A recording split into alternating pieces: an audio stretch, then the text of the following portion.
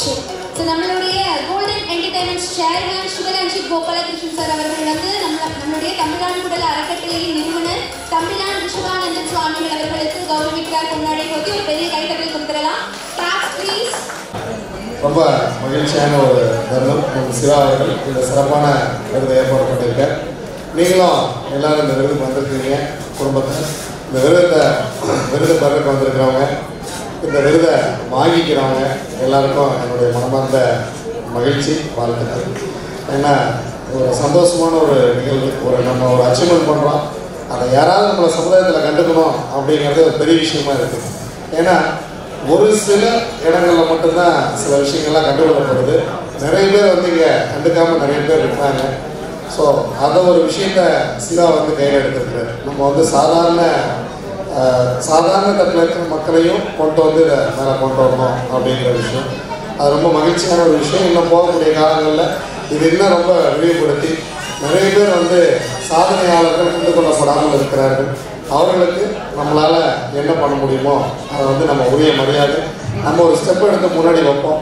நம்ம மூலிமா இன்னும் 10 பேர் நம்ம 10 ஸ்டெப் எடுத்து வைக்கிட்டோம். ரொம்ப நல்ல அருமையான ஒரு உழைப்பாளி, ரொம்ப சிரமப்பட்டு இந்த ஃபங்க்ஷன்லாம் ஏற்பாடு பண்ணியிருக்கிறேன். ஏற்கனவே திருப்பூரில் 2 ஃபங்க்ஷன் பண்ணால் ரொம்ப சிறப்பாக இருந்தது. அதுலேயும் குறிப்பாக இப்போ தான் அவர் ஐயா செந்தில் ஐயாட்ட சொன்னேன். அவர் நான் இப்போ தான் நேரில் பார்க்குற முதல் முறையாக. எவ்வளோ நாள் நம்மளாம் காமெடியிலே பார்த்துக்கிட்டு இருந்த நபர்கள் அவங்க இந்த ஸ்டேஜில் நம்ம நேரில் பார்க்குறது. இப்போ அவங்களாம் இல்லைன்னா பல பேர் மனநோயாளியாகவே மாறியிருப்பாங்க. பல பேருக்கு கஷ்டம் வரும்பொழுது பார்க்குறது காமெடி தான். இன்றைக்கி வந்து ஒரு மனிதனை சிரிக்க வைப்பது என்பது மிகப்பெரிய விஷயம். அதில் திரு வையாபதி அவர்களும் சரி, செந்தில் சொல்ல வேண்டியது அவர்கள் நகைச்சுவை கடல், அவரை பற்றி நம்ம பேசுகிறதுக்கே அதில் ஒன்றும் இல்லை. ஏன்னா அவங்களாம் கடல் கண்டவங்க.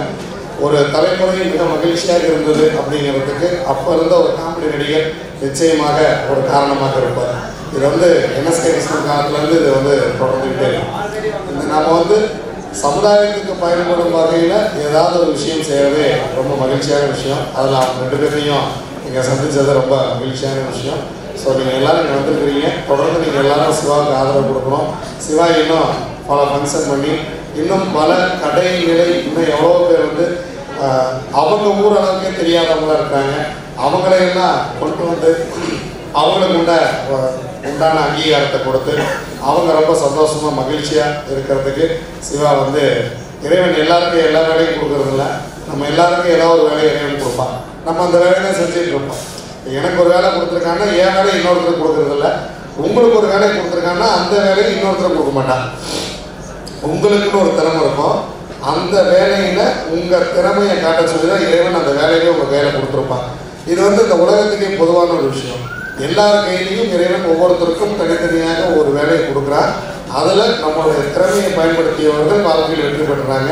சிவாவுக்கு இறைவன் ஒரு வேலை கொடுத்துருக்காப்புல, அது வந்து யாரெல்லாம் கண்டுபிடிச்சி கொண்டு வந்து மேடை ஏற்றணும் அப்படிங்கிற வேலையை அதில் சிவாவுடைய திறமையை பயன்படுத்தி சிவாவோட கோஆர்டினேட் பண்ணக்கூடிய அவருடைய மனைவி, அவருக்கு உறுதுணையாக இருக்கக்கூடிய அன்பர்கள், அவருடைய தம்பி, இவங்க எல்லாருமே இன்னும் நல்லா கோஆர்டினேட் பண்ணி இன்னும் பல பேர்த்த இந்த மேடைக்கு கொண்டு வந்து வெளிச்சத்தை கொண்டு வரணும் அப்படிங்கிறது என்னுடைய விருப்பம்.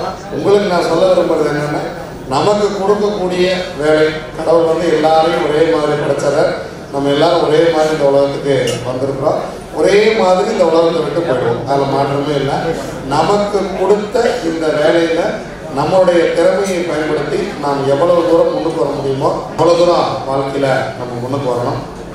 இறைவன் எல்லோருக்கும் ஒரு திறமை கொடுத்திருக்கிறார். திறமை இல்லாத மனிதனை இறைவன் இதுவரைக்கும் படைக்கவே இல்லை, இனி படைக்கப் போவதே இல்லை. எல்லா மனிதனுக்கும் ஒரு உள்ளுக்குள்ள ஒரு திறமை இருக்குது. அந்த திறமை என்னன்னு கண்டுபிடிச்ச பல பேர் ஜெயிச்சிட்டாங்க. அந்த திறமை என்னன்னு கண்டுபிடிக்காதவங்க இன்னும் புலம்பிக்கிட்டு இருக்கிறாங்க.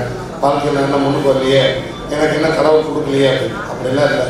கடவுள் எல்லோருக்கும் ஏதோ ஒரு திறமையை உள் வைத்து தான் அனுப்பி இருக்கிறார். அந்த திறமையை கண்டுபிடிப்பதில் உங்கள் நேரத்தை செலவிடுது. உங்களுக்கு என்ன வரும், உங்களால் என்ன முடியும், உங்களுக்கு என்ன சரியாக வரும் என்பதை நீங்கள் கண்டுபிடிச்சிட்டிங்கன்னா அதிலிருந்து உங்கள் வாழ்க்கையை ஆரம்பிக்கிறது. இதை என்றைக்கு நான் கண்டுபிடிச்சோன்னா அன்றைக்கி வியாபாரம் ஆரம்பித்தது. ஸோ இங்கே வந்திருக்கிற எல்லோரும் உங்களெல்லாம் பார்க்க ரொம்ப மகிழ்ச்சி. நீங்கள் அனைவரும் பல்லாண்டு பல்லாண்டு பல்லாண்டு வாழ எங்கள் அப்பன் சொக்கநாதன் அவர்கள் வராங்க.